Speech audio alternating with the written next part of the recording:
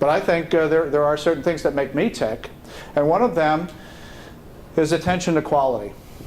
I think that quality of experiences and quality of how our decisions are impacting those that are around us, our ability to achieve mission, is very, very important. I think quality is one of the fundamentals in decision making, because if you jeopardize that, you can see the result, and it will kind of cascade in the wrong direction.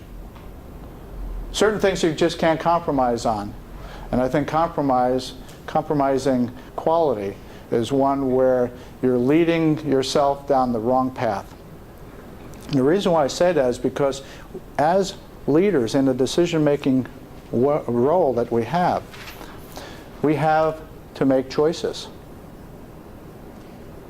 Sometimes those choices are tough. Okay? And yes, sometimes they're easy, black and white. But as we know, that's not life anyway. And so many times it's right in the middle. And you're trying to choose between two goods, and maybe sometimes two bads. But nonetheless, you want to have certain identified values that you believe in your own heart is important as you make those decisions. I think quality, attention to quality is one. Talking about choices comes down to, again, another strongly held value I have, and that's personal integrity and the integrity of the institution of which you're serving. Both are important, okay? But it does lead first and foremost with your own personal integrity. And again, coming back to that idea of choices, choices on quality, choices on not compromising your principles and knowing who you are. But integrity, very keenly important. You tie those two together, quality, integrity, and then you start the basis of your own personal character. I'm going to end this later with an idea of what I call my 4 C's of leadership, and I'll give you a little preview. I will talk about character. Well, I think, as we talked about previously, learning from the experiences of others, what really is important in that perspective is inclusion. Inclusion is a very active word. Inclusion is where you embrace all those different perspectives. You may not agree with them, and that's okay, because you can challenge through debate your own perspective too. Okay? But you need to understand that inclusion leads to an understanding of that diversity is of such keen importance to the success that you'll experience as an individual leader. And you, I think, need to embrace that nature of celebrating and understand how important diversity is. But I view it in terms of inclusion because that is, in fact, the active way to achieve the outcome of diversity. That's the difference. Okay? That's the difference that I see. How many times do we see and get challenged by different people? And when we embrace the idea of inclusion and diversity, we get to be a better, more well-rounded individual because of that. Okay? And as you think about inclusion, the next piece to this, I think, is kind of a logical next step. I enjoy people. Always have. In fact, I learned more about enjoying people through my wife. My wife is a natural affiliator. Okay, Marcia is wonderful. She will just gravitate to people. I love watching her and seeing that. She really taught me a lot. And part of that is by being who you are and being very collaborative in who you are with others. So you take into account now quality and integrity, you move it into the idea of inclusion and understanding that collaboration leads to effective teams, but it also leads, I think, to understanding that there are differences, that through collaboration you are really understanding how to respect each other too.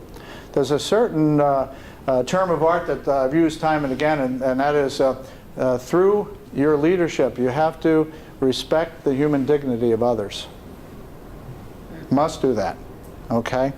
You must do that. And you do that through getting to know other people. And when you do that through conversation, you do that through the experiences that people share with you. But collaboration is of keen importance to me. And I saw it again with someone who was so natural at it, with my wife, and seeing her in her leadership roles too, and be very, very effective in what she has done through her lifetime too. I mentioned that as an educator, I believe so much in lifelong learning. The ability for us to continue to learn from others, to adapt to certain situations. I think that learning, and in a way, as you are a leader, one of the responsibilities you have is to teach others too. We are leaders who have then the responsibility of sharing some of those lessons learned that we have. Just like this today, I was thrilled to get the invitation for this free speech to share some of these these thoughts, and then to expand that out. As a role of an educator, we need to then continue to share what we are and who we are.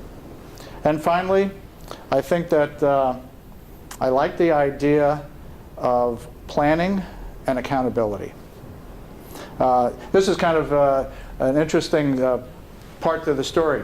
You know, who's done Myers-Briggs in here? Anyone do Myers-Briggs? A few of you. It's an assessment of personality traits, and there's others that are on the market right now. Well, whenever I do certain of these instruments, it comes out that I'm a strategic thinker and I'm a planner. I like data. Maybe because I'm a chemist, because I can use the data to actually argue my point. But it comes down to one of my, I guess, just internal instincts is to plan. Whenever I did my coaching, I had my minute by minute by minute what I wanted my students to do. In my syllabus, I had it laid out because I want minute by minute. Okay, but I wanted to understand that there were certain outcomes, certain results that I wanted. In order for me to achieve it, I had to have a plan. I had to have a vision. At the end of the season, I wanted to have a successful performance by my student athletes, and we set up together what that definition would be. And then we figured out the plan to get there. So you have to have the vision. You need to have a certain set of values that underscore that. I do think that you have to have some strategic thinking that goes along with the planning features.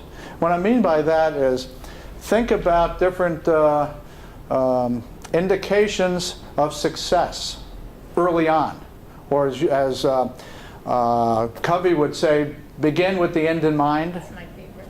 Okay, Covey is a wonderful author, and he talks about the 7 habits. Now he has a book out a couple of years ago called The 8th Habit, but he talks about begin with the end in mind.